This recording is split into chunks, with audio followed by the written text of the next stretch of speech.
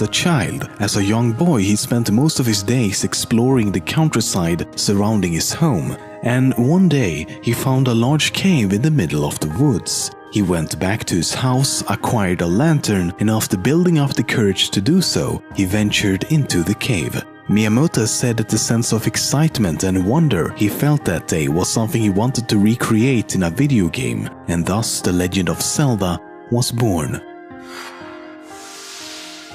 Why Zelda? Why isn't the franchise called simply The Adventures of Link, like the subtitle of the second installment? I mean, there's a reason why so many people confuse this guy for being Zelda. After all, this green dude is the most iconic thing about the games. Well, when the first game was released in Japan in 1986, it was actually titled The Hyrule Fantasy, with Legend of Zelda being a subtitle. It seems like a much more fitting title, doesn't it? The games are a lot more about exploring the world of Hyrule than about Zelda, but for the North American release, the game was for unknown reasons renamed to simply The Legend of Zelda, and ever since it's been in the title of every Zelda game. "It's dangerous to go alone" is at least one of the most memorable quotes in gaming history, which makes it even more surprising that this scene almost didn't make it into the game. Early in development of the first Zelda game, players would actually begin with a sword in hand. However, when Nintendo tested the game before release, most players complained that the game was too confusing and that they kept getting lost. Rather than fixing the game, Miyamoto insisted on making the game even more complex and confusing, including starting the player off without enemies to defend themselves. His logic was that making Zelda more confusing would force kids to share information with their friends and foster a sense of community around the game. And seeing as we're still talking about it, I'd say it worked. Movies based on video games usually aren't that well received. Still, we continue to wish and hope that someone will make a good movie about our favorite franchise, and Zelda is no exception. While there have been unconfirmed rumors about a live-action Zelda movie for decades now, a leaked video from 2007 reveals that Imagi Studios pitched the idea of an animated movie to Nintendo. However, seeing as the movie never got made, we can only assume that Nintendo was afraid of this happening again.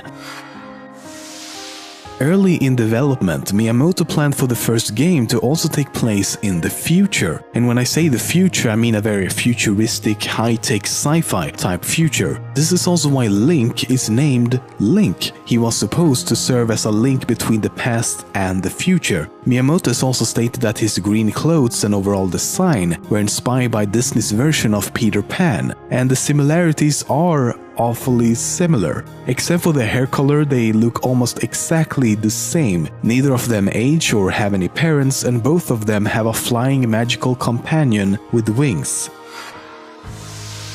The noises the choo-choos make in The Wind Waker is actually a sped-up clip of two men arguing in Japanese.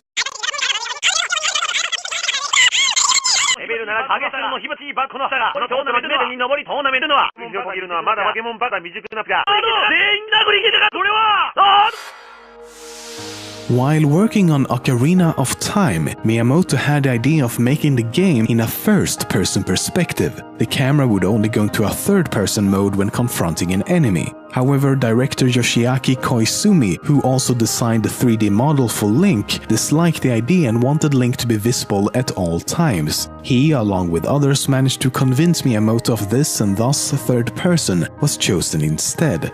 But if you're still curious what the game would look like in first person as well as on the Oculus Rift, the modding community got you covered. In fact, you can even play the original The Legend of Zelda, yes, the top-down 2D game, in 3D first person.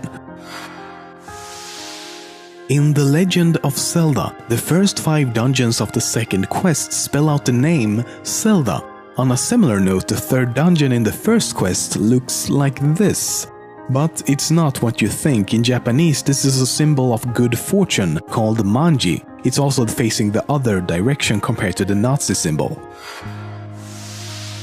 The most iconic Zelda theme of them all, this one.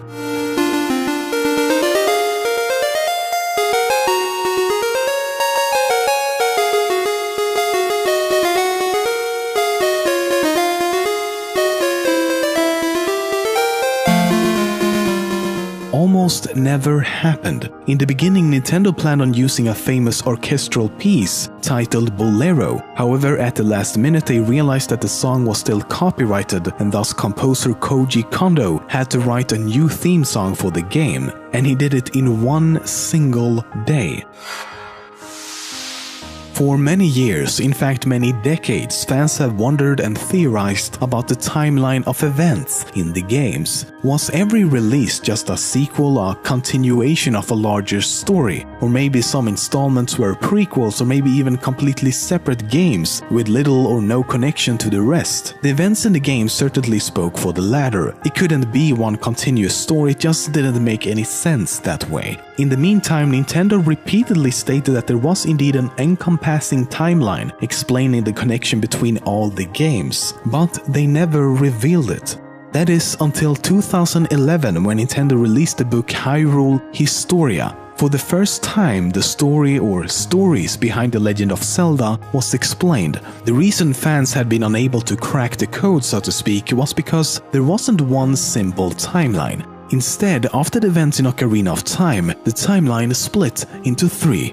It would take too long to go through all of it, but let's run down some of the major events. The story of The Legend of Zelda begins with Skyward Sword. In the game, Link and Zelda established the Kingdom of Hyrule, which laid the foundation for the rest of the franchise. Later on, the events of the Minish Cap and Four Swords took place. Now we reach the game that complicated everything: Ocarina of Time. Near the end of the game, there's a final battle between Link and Ganon. If you play the game, you know that Ganon is defeated. We are the hero who saved the Princess Zelda and the Kingdom of Hyrule. Now, according to Nintendo and Hyrule Historia, there's also a timeline in which Link is actually defeated during the final battle with Ganon. Ganon goes on to acquire the Triforce, and a war soon breaks out. This creates the first timeline called the Decline of Hyrule. It's basically the dark or evil version of the story. The other 2 timelines were created at the very end of the game, when Zelda sends Link back in time. So there's one timeline for the Link who was sent back in time, and one for the Link who stayed behind. They're simply referred to as the child and adult Link timeline. Not confusing